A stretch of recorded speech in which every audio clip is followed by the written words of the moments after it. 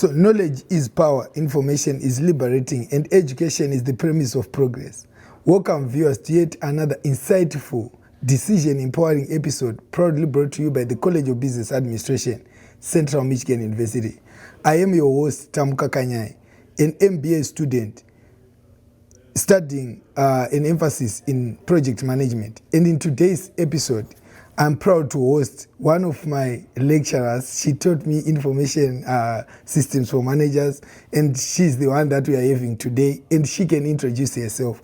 Welcome to this podcast, Thank you so Professor. much. So can you just briefly introduce yourself to our audience? Okay, so my name is Ekhomen Ehimen Ebitibitua. Very lengthy. It's like a cuss of its own. Ehimen is my maiden name, and Ebitibitua is my marital name. Ehimen has stayed longer in CMU because my first time in CMU was 2013. So I guess they just want the name to stick around. But I'm a professor in the Business Information System department. I teach anything that pertains to information system. Okay. So I'm not just the SAP. I don't teach SAP though. Yeah. But I teach anything in regards to maybe this business decision modeling, database management.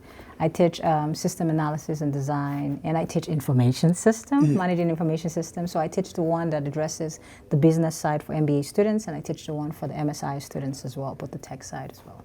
Yeah, I've been here for 2 years, counting now. It's been a beautiful experience. Yeah, you have been here for more than 13 years, if you are counting from 2018. Yes. But maybe as a professor 2 years. As a professor. Yeah. So can you tell us about your path to higher education? Oh, it's been the best decision I've made. I wasn't sure it was going to be the best decision when I was making it though. But I've been in the industry for a long time, and I realized that when you ask that question, the path to higher education, I don't feel like I switched industry. I just feel like I changed my impact, because what I'm doing is what I do normally in the industry. As an analyst, as a project manager, everything I did pertains to information system. But it felt like I was doing it for someone. I was helping their reality come true from the idea, but now I'm impacting that knowledge to people who want to play those roles. It was a decision I knew I was going to do somehow. I used to tell my husband then that I would retire as a professor someday. Yeah. It was a retirement plan. It wasn't something I thought I was going to start in time. So when I got the opportunity, I jumped on it. I've worked in telecommunication, healthcare, finance, and in each of this role, I felt like I learned something. Telecommunication, for example, it was the way I did all the system thinking and scaling. Finance, my risk control, everything spoke to information system of some sort. So right now it just feels like the impact has changed, because right now I get to research more. I get to look for how I would deliver this knowledge that I have to you to apply to your cause. So it wasn't something I thought I would jump on pretty early, but I moved from industries that I had to do the job to an industry where I had to impact this knowledge with the real life people who work to make you know how to do it yourself. Okay, wonderful. The other thing that I really love about CBA CMU is all our professors, they have industry experience. So it's really nice to be taught by someone who has a real industry experience. Yes. So you mentioned something about the research that you are doing. So can you tell us the impact, why your work matters for the business, for the society, for the world, and especially looking at your research work? Okay, so when you say research work, I think people say just from you're writing research papers. Research is bigger than that. Teaching is a form of research. For me to be able to teach you and inspire you deeply, I have to look for the best way to deliver that lecture to you. I have to know your weak point. I need to know your strength as my student. These are all form of research. So research necessarily is not just me writing paper for publication. It's still the format of how I deliver as well. And my policy is, like you said, industry experience is key. I still have contacts with so many of my friends in the industry.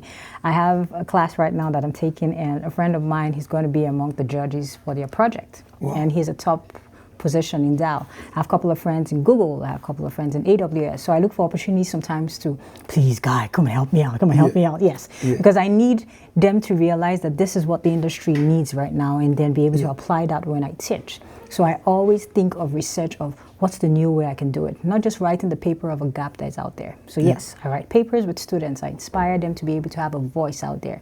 But research still speaks to my teaching. the best way to inspire you, because I just don't want you to come to class and think of just grades. I want you to be able to be employable tomorrow when you walk out.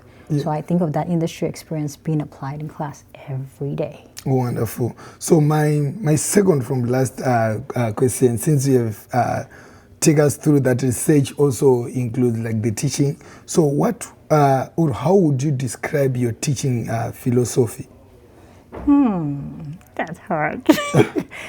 I feel I'm the typical professor who they tag as she pushes me too much and she's too strict. She makes us talk. I can relate. Oh, I know you can. I make you talk, but I realize that most of the students that I have are not just Americans. I have students from all over the world, especially the classes that I take that addresses the global economy. And I want you to be comfortable in your voice. So I start to push you in that skill set for presentation. That's one of the reasons I took the role as a faculty advisor for Toastmasters. Because I want you to speak, love your voice, but then look for a way to improve your process while you speak. So my philosophy is, while you're learning, push yourself. There's nothing like perfect. I would keep pushing you, because I realize that there's so much more that you could give and not be comfortable in space. So continuous learning is my philosophy. I would look for a way that, okay, you're in this position, you're comfortable, and then I push you higher again. You're comfortable, I'll push you higher, because that's the way the world is right now. So my philosophy is keep pushing, keep doing, add value to what you have already. It goes beyond classes. It's not just coming and getting a grade or getting a certificate. Do you volunteer to the community? Are you out there? Do you just walk and say hi to your professor? Do you sell yourself? Do you build a relationship, which is very key? So it's beyond just coming to class. Okay. Be out there. Let them see you for who you are. Yeah, and truly I think that philosophy really helps, because the world we are in right now is very competitive. Very competitive. So you have to keep pushing, Yes. So in that belief, what do you think students, for example, me, a past student, should remember after your class? What do you think we should remember you as after the class? I'm going to be my sarcastic self. Yeah. What would you remember me after my class? As someone who pushed me to talk in class, to speak in class, to do better, to always be. One thing I would want them to remember me is, even as uncomfortable as it was, she made me change for the better. Yeah. I don't want you to think that she just stressed me and at the end of the day, what did I use it for? I want you to think 5 years' time that, wow, I can remember when she said this then. Look at how it turns out now. So I want to be remembered for good. Yeah. And I want to remember for good from the bad as well, because I know that I would do things that might be uncomfortable for you, but at the end of the day, it turns out perfect. Oh, in okay. your application, in your jobs, or even your personal life. Yeah. Yes. Thank you so much, Professor. I think you have heard it, your viewers. Today we are hosting us as students. We call her Professor Ekhomen. So she's really a fantastic professor. So stay tuned for more episodes like this, where we give you knowledge, where you meet your professors, so that you know where to go if you want to improve, if you have any questions here at the College of Business Administration. Thank you once again. Thank you, Professor. Thank you so much. It was great to be here.